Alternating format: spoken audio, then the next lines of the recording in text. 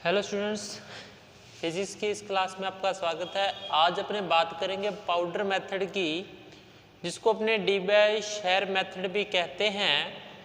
ये मेथड उसी तरह है जिस प्रकार से अपने रोटेटिंग क्रिस्टल मेथड किया था और एक्सरे डिफ्रैक्शन मेथड किया था।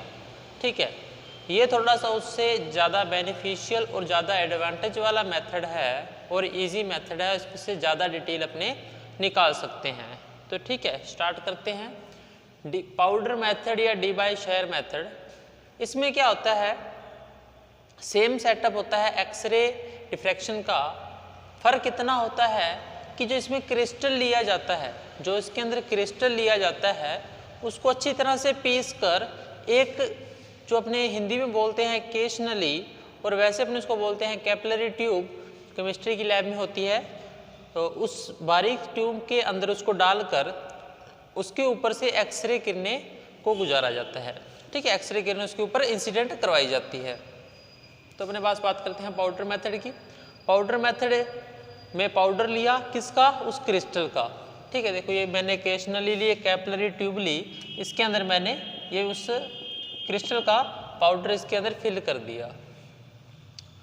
अब जैसे इसके ऊपर एक्सरे इंसिडेंट करवाई जाती है, एक्सरे इंसिडेंट करवाई जाती है तो वो स्कैटर्ड होगी और किस रूल को फॉलो करेगी, वो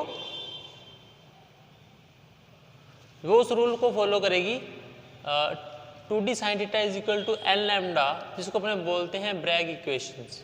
क्या बोलते हैं इसको, ब्रैग इक्वेशन।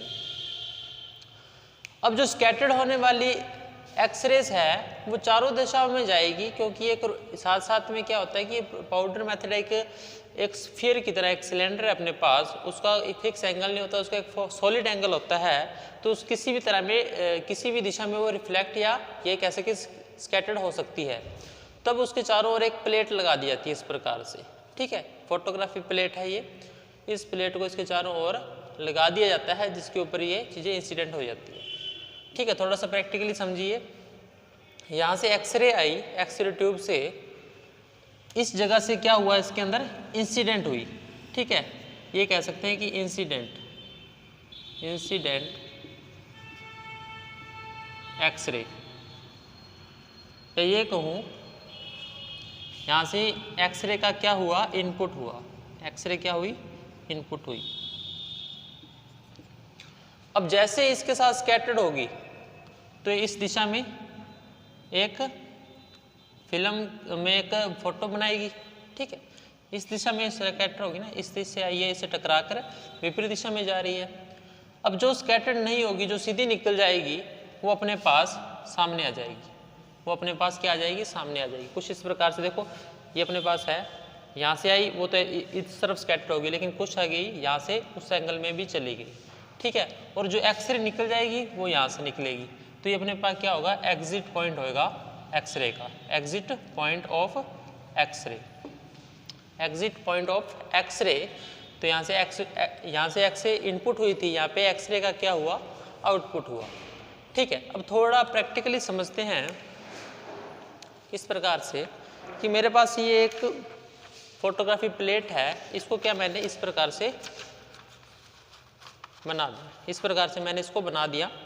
अब इसको क्या है, जैसे ये चारों ओर लगी हुई है इस क्रिस्टल के अंदर, मैंने इसके अंदर एक क्रिस्टल रखा, इस प्रकार से यहाँ पे रखा हुआ है।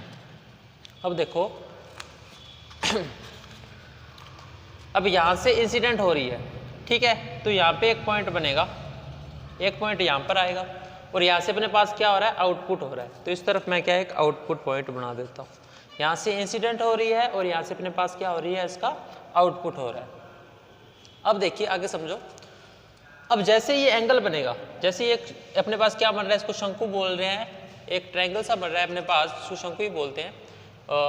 तो ये अपने पास क्या एक वृत्त बनाएगा, लेकिन ये क्या है, एक सर्कल बनाएगा अपने पास। लेकिन ये जो प्लेट है अपने पास, उसकी लेंथ, इसकी विड्थ इतनी ज़्यादा नहीं कि उस पर पूरा जो अपने पास सर्कल है उस पर ड्रॉ हो जाए। ठीक है, तो कुछ पार्ट इसका ड्रॉ होगा। देखो, जैसे अगर ये 90 डिग्री पे है तो एक लाइन इसकी कुछ इस प्रकार से बन जाएगी। देखो, ये तो इनपुट के लिए था और ये अपने पास आउटपुट के लिए था। ठीक है, तो ये एक लाइन अपने पास ऐसे इधर की सीधी लाइन आ जाएगी और एक लाइन इस तरफ अपने पास सीधी लाइन आ जाएगी। ठीक है, इस प्रकार से एक सीधी लाइन अपने पास आ जाएगी। ओके, एक लाइन इधर आ गई सीधी, एक इधर आ गई। अब जैसे इसके पास वाले में जाएंगे तो ये थोड़ा सा रोटेट होता जाएगा, यानी इसके पास वाले क्या हो जाएंगे, थोड़े से इस प्रकार से बन जाएंगे। ओके, और ऐसा ही इसके विपरीत दिशा में भी होगा कि ये इस प्रकार से बन जाएगी। ओके, अब जैसे मैं इस फोटो प्लेट को ओपन करता हूँ तो अपने पास इस प्रकार का कुछ डायग्राम बनता है। ठीक है, अब मैं इसको प्रॉपरली ड्रॉ कर देता हूँ। ये अपने पास इसका क्या था, एग्जिट पॉइंट था, और ये अपने पास क्या था, इनपुट पॉइंट। ठीक है, ऐसा ड्रॉ हो रहा है ना अपने पास। ओके, इसको मैं अब थोड़ा यहाँ पे ड्रॉ कर दिया बड़ा। अब देखो, जो स्कैटर न्यूज यानी जिस एंगल से आ रही थी उसी एंगल में जा रही है, यानी 0 डिग्री पे है, वो एक पॉइंट की तरह शो कर रहा है। वो पॉइंट मैंने यहाँ पे शो कर दिया जो कि एग्जिट पॉइंट है। तो ये वाला पॉइंट अपने पास क्या है, एग्जिट पॉइंट, और ये वाला पॉइंट अपने पास क्या है, इनपुट पॉइंट या इंसिडेंट रे एक्सरे का जो जहाँ से अंदर आई थी एक्सरे, वो वाला पॉइंट हो गया।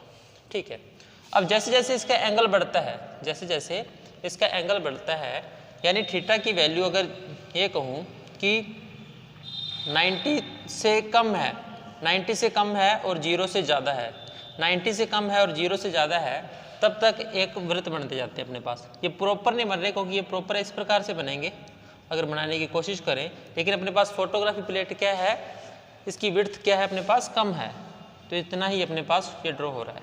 ठीक है, इतना ही अपने पास क्या हो रहा है, ड्रॉ हो रहा है। तो 90 से कम तब तो ये बनते हैं उस केंद्र के चारों ओर, उस सेंटर के चारों ओर सर्कल बनते हैं।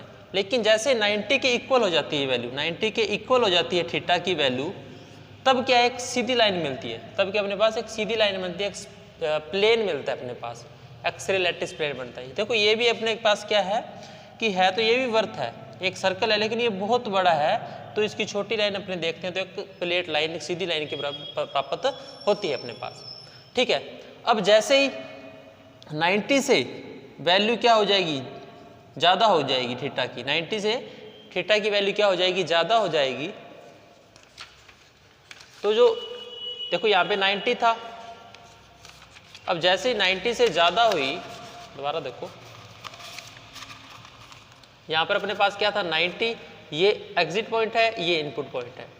90 से जैसे ज़्यादा होगी तो ये वाली लाइनें स्टार्ट हो जाएगी, यानी जो स्कैटर्ड हुई थी ये वाली लाइनें स्टार्ट हो जाएगी, तो ये अपने पास ये वाली लाइनें स्टार्ट हो गई। ठीक है, 90 से ज़्यादा होते ही इस सेंटर के अपोजिट डायरेक्शन वाले अपने पास सर्कल स्टार्ट हो जाएंगे, ये अपने पास कर्व स्टार्ट हो जाएंगे, इसको कर्व बोल सकते हैं।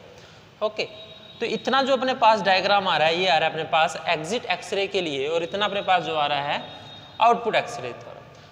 अपने यहाँ से ये भी पता कर सकते हैं कि इसकी जो ज्योमेट्री है वो किस प्रकार से है। ठीक है, इसकी जो स्ट्रक्चर है किस प्रकार से है, यूनिट सेल किस प्रकार से बना हुआ है, इम्प्योरिटी और प्योरिटी का भी पता लगा सकते हैं। ठीक है, इसके एडवांटेज मैं थोड़ी ये पूरा होने के बाद थोड़ा सा बता दूंगा आपको। ठीक है, इस प्रकार से इसका निर्माण होता है। अब देखो जितने भी एक्सरे किरणें होगी वो क्या स्कैटर्ड होगी, एक इक्वेशन को फॉलो करेगी, उसको बोलते हैं Bragg equation, 2d sin theta is equal to n lambda. ठीक है, अभी अपने पास जो एक शंकु बन रहा था, इस शंकु का जो ये एंगल होता है इसको क्या बोलते हैं अपने पास, ये एंगल कुछ इस प्रकार से होता है। ठीक है, अगर अपने पास ट्रायंगल हो इस प्रकार सा तब तो इसको इस प्रकार से शो करते हैं, लेकिन ये वाला एंगल अपने पास इस प्रकार से गोल सा होता है, इसको बोला जाता है सॉलिड एंगल। क्या बोला जाता है इसको, सॉलिड एंगल, जिसकी वैल्यू होती है 4 थीटा, जिसकी वैल्यू होती है 4 थीटा। और इसकी वैल्यू निकालने का तरीका है, जितनी इसकी मतलब जितनी दो उसके पास वाले कर्व है इनके बीच की जो डिस्टेंस होगी ये वाली, या ये कहूँ इसका जो डायमीटर है L, और उसकी इस पॉइंट से इस पॉइंट तक जितनी दूरी होती है रेडियस बोलते हैं, उस रेडियस को डिवाइड करता हूँ तो वो अपने पास 4 थीटा के इक्वल आएगी, 4 थीटा के इक्वल आएगी। और ये जो 4 थीटा ये हमेशा अपने पास रेडियन मिलेगा, ये हमेशा अपने पास रेडियन में आएगा। इसको अपने डिग्री में चेंज करने के लिए 180 डिग्री अपॉन पाई से मल्टीप्लाई करते हैं और अपने पास ये फॉर्मूला आ जाता है। इस प्रकार से ये टॉपिक इतना है और इतना ही अपने को एग्जाम के लिखना है उसके अंदर, तो अपना ये प्रॉपर हो जाएगा। ठीक है, इसमें कुछ एडवांटेज है वो भी देख लो थोड़े से, 3 या 4 अपने पास क्या इसके एडवांटेज है। अगर मैं एडवांटेज की बात करूं, एक तो क्या है कि यूनिट सेल है उसकी स्ट्रक्चर को पता कर सकते हैं, ठीक है, उसकी स्ट्रक्चर किस प्रकार से है। सेकंड, प्योरिटी और इम्प्योरिटी का पता लगा सकते हैं, यानी अशुद्धि मिली हुई है इस क्रिस्टल के अंदर या नहीं मिली हुई, इसका भी अपने पता लगा सकते हैं, ठीक है। क्रिस्टल टाइप पता लगा सकते हैं, मतलब किस चीज़ का क्रिस्टल बना हुआ है इसका भी अपने पता लगा सकते हैं, मतलब जितना स्कैटर्ड करता है उसके हिसाब से अपने पता लगा सकते हैं वो, क्योंकि हर मटेरियल की जो स्कैटर्ड करने की एक्सरे को वो अलग अलग उसकी वैल्यू आती है, इस प्रकार से उसकी वैल्यू निकाल सकते हैं, ठीक है। 4 टाइप की बात करें, लैटिस कांस्टेंट भी निकाल सकते हैं इससे, और इजी मेथड अपने पास वेरियस मेथड है, क्योंकि एक क्रिस्टल होता है वो प्रॉपरली किसी एक ही मटेरियल से नहीं बना होता, वो अलग अलग मटेरियल का कॉम्बिनेशन होता है। तो इस प्रकार से प्रत्येक क्रिस्टल के लिए अपनी लैटिस कांस्टेंट यानी 2 लेयर्स होती है जो लैटिस बेस की, उनके बीच की डिस्टेंस को फाइंड कर सकते हैं, ठीक। बाकी करेंगे नेक्स्ट क्लास में। धन्यवाद।